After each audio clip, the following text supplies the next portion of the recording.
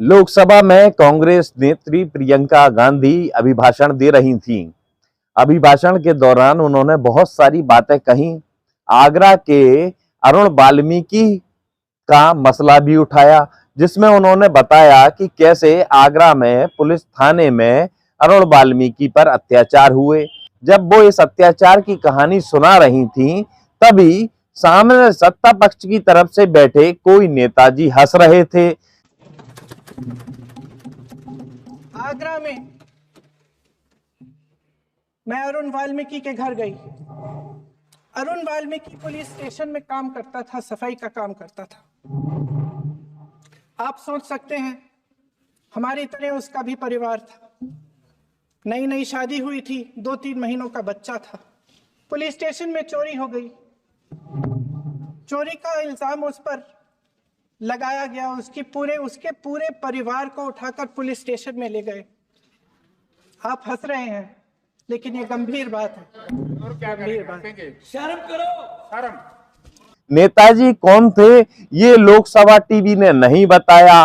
Camera उनकी तरफ pan नहीं किया ताकि कहीं उनकी शिनाख्त ना हो जाए। संभव है कि वो कोई बड़े नेता रहे हों, लेकिन लोकसभा टीवी ये नहीं बता सकती कि ऐसी गंभीर बात पर जब ज्यादती जुल्म की कहानी सुनाई जा रही हो, वो हंसने वाले नेताजी कौन थे। लोकसभा टीवी को यह बताना चाहिए था, थोड़ा कैमरा पैन किया जा सकता था। लेकिन हमें पता है कि लोकसभा टीवी कैसे काम करती है, लोकसभा टीवी को क्या दिखाना है और क्या नहीं दिखाना है, ये बात लोकसभा टीवी नहीं बल्कि सरकार तय करती है।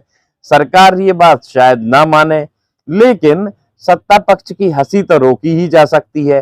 प्रियंका गांधी ने टोक दिया सत्ता पक्ष के नेता को, लेकिन उन्होंने भी नाम नहीं लिया। नाम जनता के सामने आना चाहिए कि जब एक दलित की बात चल रही है, जब एक दलित पर हुए अत्याचार की बात चल रही है, तब आखिर वो ऐसे कौन से नेताजी थे जो संविधान की चर्चा के दौरान हंस रहे थे, जो दलित के अत्याचार पर हंस रहे थे, मुस्कुरा रहे थे, खिल्ली उड़ा रहे थे या ठिठोली कर रहे थे। कम से कम अगर प्रियंका ना बताती तो हम उनकी तस्वीर देखकर ही समझ लेते।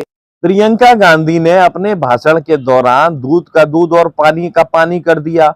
उन्होंने साफ साफ कहा कि बैलेट से चुनाव करा लीजिए। चुनौती दी है सरकार को, यानी प्रियंका को विश्वास है कि जनता के मन में उनका वास है या फिर कांग्रेस का वास है।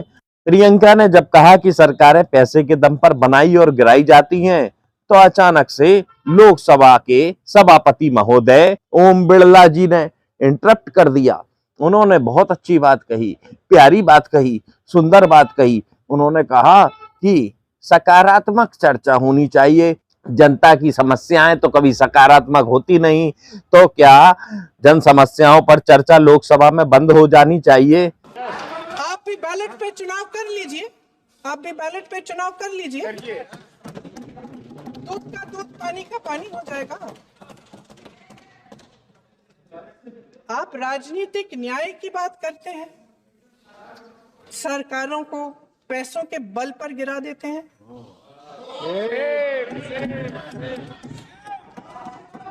मेरा आग्रह है कि अपन संविधान में सकारात्मक बोले।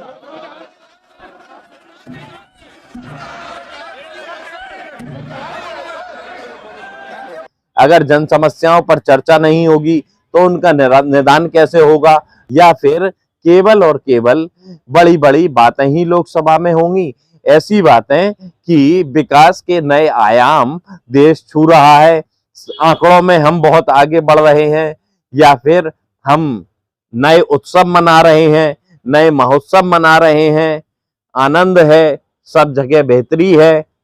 क्या यही सब बातें करने के लिए लोकसभा में इतने सारे दलों के नेता इकट्ठा होते हैं? अगर इसीलिए लोकसभा में इतने सारे दलों के नेता इकट्ठे होते हैं तो कृपया कर मजमा लगाना बंद कर दीजिए।